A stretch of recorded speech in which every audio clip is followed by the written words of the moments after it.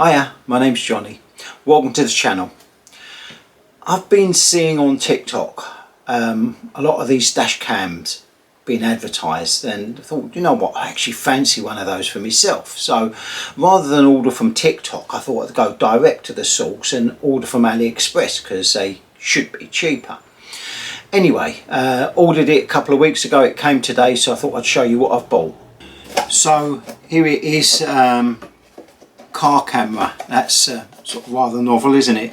Hasn't actually got a make on this one, but nevertheless, the reason I ordered this one is because it's 4K and it's got a front and back camera, and also got one of those sensors on it which detects if someone goes near your car when it's parked. So here's what I got. First of all, here is the camera, and as I said, I chose this one because it's going to break it, 4K, little screen on the back. It's not very big, it's only a small thing. I didn't want anything chunky. This is measuring 9 centimeters across by about 5 centimeters. Nice and lightweight as well. As I say, they do some beefy ones, and I didn't really want anything which sort of stood out too much. It's also got an SD card, came with it, 64 gig SD card. So that's that bit there. Second bit is that you've got the actual rubber sucker, and it is a sucker, it's not a glue-in version for the windscreen. It's one of those where you put it on and then turn that, and that causes the suction, and that will just fit on there like that, and you adjust it to wherever you want it to be. This all moves around. Next, here is the rear view camera. Now I've looked at the instructions. It says you can put this outside the car, you can put it inside the car. My plan is to put this inside the car, facing out the back of the rear windscreen. I don't know if this is a 4K camera, doubt it, but nevertheless it's handy having video footage from the rear as well. Comes with a little piece of wire there. Now what it does come with, this here joins onto this piece of wire, which I believe is 7 meters long, plugs into there, and then the other end of this will go into the camera. I've got to get this up through the roof lining, up and around and come down. The other thing it comes with is the bit that I hate the most, and I wasn't going to use this. So it's a cigarette lighter. So basically you'd plug this into your cigarette lighter, that into the camera somewhere under there, that's it. And trouble with that is you've always got a piece of wire dangling down, which could look untidy and bothersome, and my OCD wouldn't settle with that. But what also came with this kit, so there were two kits with this, one with the extra bits which I've ordered or not, is this. So what this is, this end will plug into the car, into the camera, and this is, I think this is the motion detector, which works when the car is parked and starts filming if anyone goes near it. And then on this end, pre-wired in, are a couple of fuses and an earth. So one of the fuses goes to the permanent live and one goes to a switch live. I believe, I haven't read the instructions yet, but the yellow one says battery.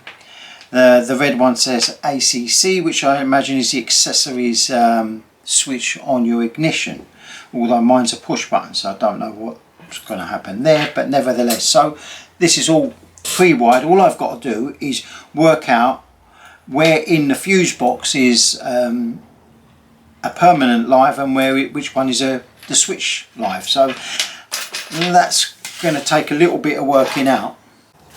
So on top of all of that, I've got a nice little instruction manual. This one is a bit better than the usual stuff that you get. It's on not that it makes a difference, but it's written on good paper, and the English is really clear as well. It's not broken English where I've sort of basically flicked through it. So hopefully this should make fitting this camera easy for me, because I don't like reading instructions like no bloke does anyway, and was trying to do it without reading the instructions, but it seems to be fairly basic. The hardest job for me at this point is working out where these wires have got to go, and then the second hardest job, or maybe really the hardest job of all, is where I'm going to route all this wiring so that it doesn't show. Now the idea is that when I hardwire this in, the other end of this will come down just where the roof lining is, behind the rear view mirror, and drop down and plug into the camera there like that. So no ugly dangly wires. I might use this for something else. It's got a USB-C on there, so I could charge my phone with it if I wanted. Anyway, so that little lot there just cost me 53 quid delivered, so not a bad price at all, especially for a 4K camera. You can, when searching for a dash cam, spend like 300 or 400 quid. I don't know how much better they are going to be than this, but this will be enough for me. Having said that, I've also seen cameras that you could pick up for like tenner as well, dash cams for a tenner on AliExpress. So I suppose for me this is a midway thing. As I say, 4K should be able to read number plates from a further distance than a normal 1080, and definitely better than a 720. So this has only just come today, and it's now getting on for 6:15. Only came an hour ago. I am planning on tomorrow to make an attempt at fitting this, and I wanted to show you guys how I fit it and what I think of it, and if I think it's good I'll leave you a link, and if you want you can buy one too. So here's the car which I'm planning to put the camera on. Just bought this about 3 weeks ago, and as I say, for no real reason, I thought wouldn't it be nice to have a dash cam on this as well. So the idea is to stick the dash cam up here somewhere on the windscreen, not sure which side of the rear view mirror I want to stick it on. Run a wire through the head lining down there, and underneath the glove box is a fuse control box or whatever, and I've got to try to connect to that. Then the plan is to somehow attach the rear camera on here somewhere, and I haven't really worked out how I'm going to do that yet either. So there's quite a lot of work involved, but the first and trickiest job for me at this stage is getting to the fuses behind there, which means taking out the whole casing of the glove box to be able to access the fuses and work out which one is a permanent live and which one is accessory live. That's what we'll do next. Now, I'm not quite sure how this glove box comes out, so I might be going overkill on this, but I know I need to get behind this area here. There is an inspection panel which is only that big, but you can't, it's not big enough to actually put your hands in and pull fuses in and out very easily. So what I've got to do is check. These are Torx. I'm hoping that I'll undo these screws here and possibly some underneath, and this whole unit should come out.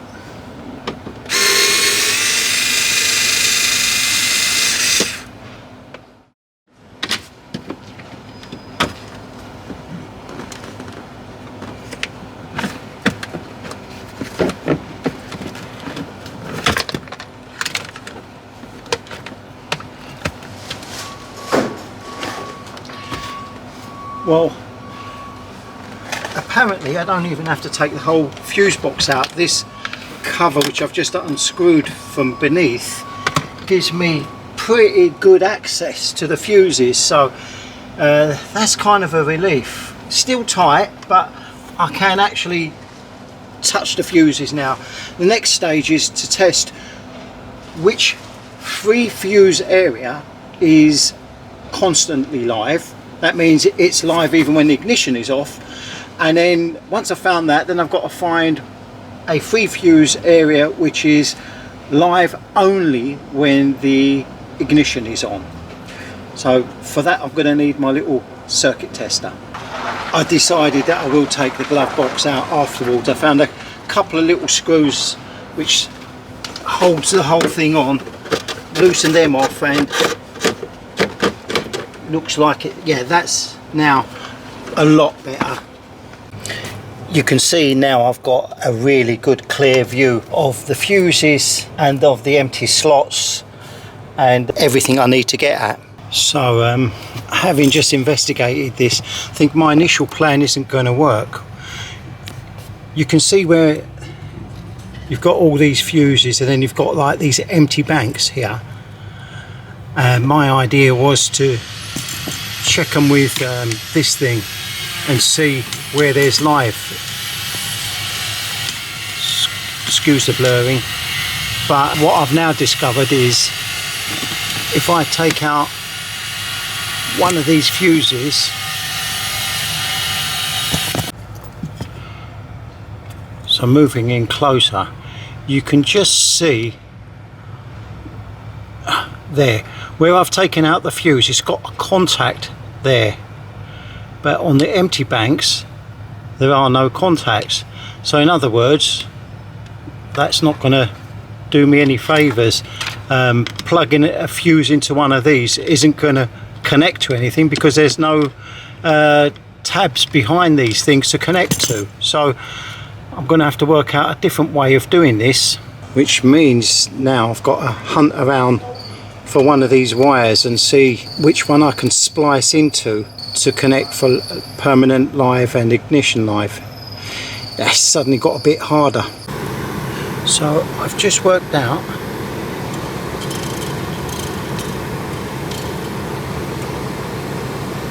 this one here. So I've just worked out that this one here is an ignition live. That only becomes live once the ignition is on. So the idea would be, now thinking about it, is I remove, say, that fuse and plug this one into there. And my only problem with that is this is a blue fuse and it doesn't actually tell you what the ampage is on it. According to other blue fuses, it's a 15 amp and that one is shown as a 30 amp. In a perfect world, I'd find something with a blue fuse and swap it for a blue fuse, I suppose. I really don't know what I'm doing here at the moment. Well, it kind of looks like I haven't got too many options under there. Most of the fuses are permanent live, and the only ones I can find which are switch live have got quite a high fuse rating, and for what I want to swap that fuse for, I'm taking it down to a lower rating, which could mean that while I'm driving along something stops working, and I don't want to do that. If the blue fuse on the actual piece of wire is a 15 amp, then I want to try and find something which is a 10 amp and swap it with a 15 amp, and those extra 5 amps will carry the take the load of the camera, and that's the theory anyway. So it looks like we're going to have to go to the second place where there's fuses on this car, which is at the back in the boot. I really didn't want to go this route because it's going to be a bit of a mission. See, I've put the wire here already. It's going to be a bit of a mission getting the fuses, or getting this cable from here all the way to the front of the car. But we've got quite a selection of fuses here, and I'm hoping I'm going to find what I'm looking for. Okay, I've got it wrong again. So I was checking the bigger fuses. So on the fuse box you've got these micro fuses and the standard size fuses, and I thought these were the standard size, but they're not. These are the tiny fuses. So I have now rechecked the front because I'd really rather do it from the front because it's a shorter route to where I want it to be, And I have now located a 10 amp fuse, which I don't know what it's for, and I can swap it with this one, which is possibly a 15 amp fuse, and that will give it the 10 amp for whatever it needed and an additional 5 amps for the camera, if that all makes sense. So here's what I'm looking at now. Underneath there somewhere, if I can do this while holding the camera, this particular fuse here doesn't come on at all. Now when I switch on the ignition,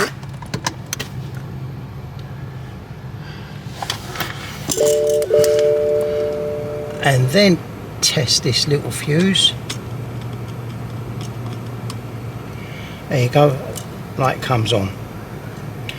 So that's my ignition live. The permanent lives, there's loads of them, so all I'll need to do is remove that little fuse down there and plug in one of these, whichever one is the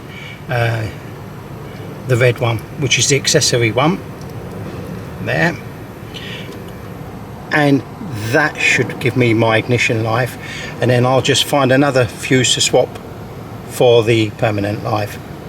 So now I've established where I'm going to take my lives from, I think the next job is for me to start feeding this wire, leaving this bit hanging down for the actual camera. I'm going to go down the pillar post, so that's where I want it to hang out from, come down there, down that post there, and eventually the wires should come out there ready to be connected. So that's my next job. So I'm thinking to pull this off from here and maybe somehow, well, the airbag's underneath there, which is a bit worrying.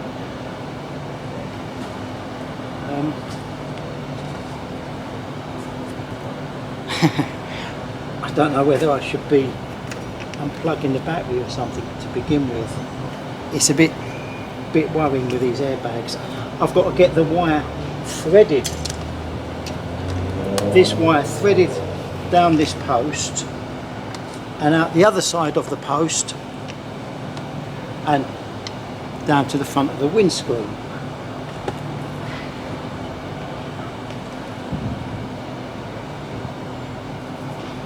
Yeah, that airbag scares me. I really should unplug the battery. I'm going to have an accident. I'm used to old classic cars where airbags just weren't even a dream when those cars were invented, never mind in every single car on the road. Anyway, I'll work it out. Right, that wasn't too difficult in the end. I've managed to route the wire around with the minimal of fuss. It literally took me 5 minutes. So there you can see I've got the wire coming out from the roof lining. I've literally just tucked it in behind there and it's fallen behind the roof lining. Come down here, prise that out slightly. If I was a bit braver, I'd actually pop this thing off, but I'm not strong, I'm not brave enough to do something like that. But I've managed to get it coming down there, run all the way down this pillar, behind that bit of plastic there, looped it around here, and now I'm ready to plug in. Right, so there are my 2 fuses fitted in there. I've just kind of pinched it onto an earth for now, just so that I can test it. So the next stage is to connect that piece of wire onto the camera. So if all goes well,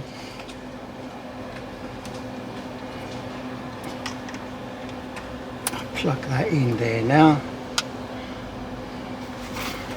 Oh, there you go. I've got camera. I'm hoping it's I've done it right. It should switch off or something. It shouldn't be on while the car is in a park position, but I'll work that out afterwards. But yep, we've got camera. So all I've got to do now is set this one up onto the windscreen and then connect the wire for the rear camera. And that's the camera up on the windscreen, I think where I want it for now anyway. As you can see, it's a tiny little wire coming out there. I've also got to bring another wire for the rear camera, which will come out there, which I'll do now. Of course, if I wanted to be lazy, I could have just plugged this into the cigarette lighter down there and have a nice dangling wire coming down, but no good for me. We do things here the proper way. Let's get back to that rear camera. I've spent the last hour trying to sort out this rear view camera. The hardest job in the world was getting this wire to go through the tailgate, up over through the roof lining, and then eventually to connect to the front, which I've still got to tuck all the wires in. But getting the wire fed through here was my initial plan, to come behind here down there, but I couldn't make the turn and then go through the roof lining. So in the end I opted for splitting this piece of rubber here, and I'll just cable tie this and it will tuck into there. The rear camera is going to sit probably up there, I think, on that piece of plastic, and I can swivel it around, put the plastic panel back on, and hopefully this side of it is done. This was the hardest job of all so far, it really was.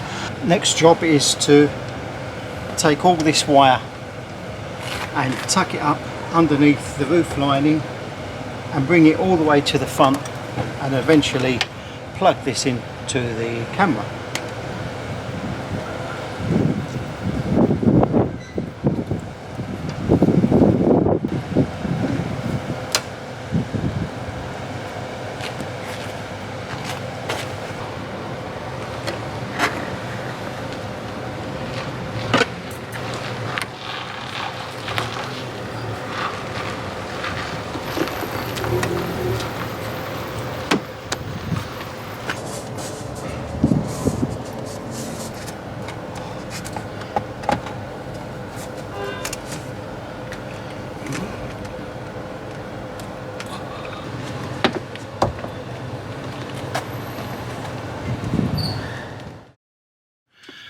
So I've finally finished fitting this camera. It's taken about 4 hours, and that's because half the time I didn't know what I was doing.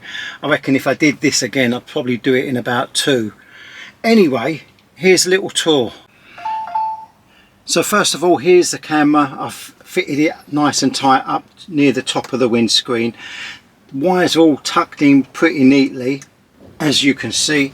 Now when I start the car, you will see it come on.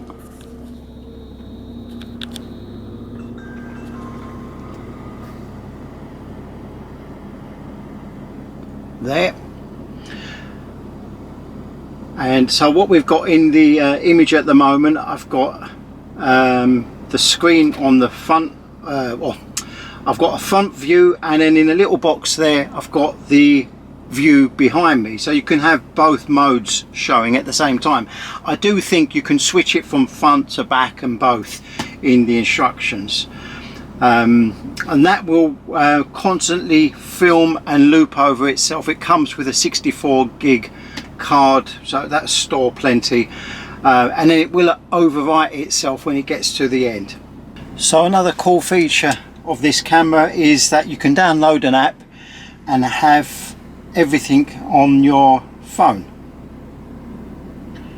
So now it's showing me a live view, albeit with a little bit of interference. But what's really good is it stores all your films onto the phone as well. I'll just put my glasses on,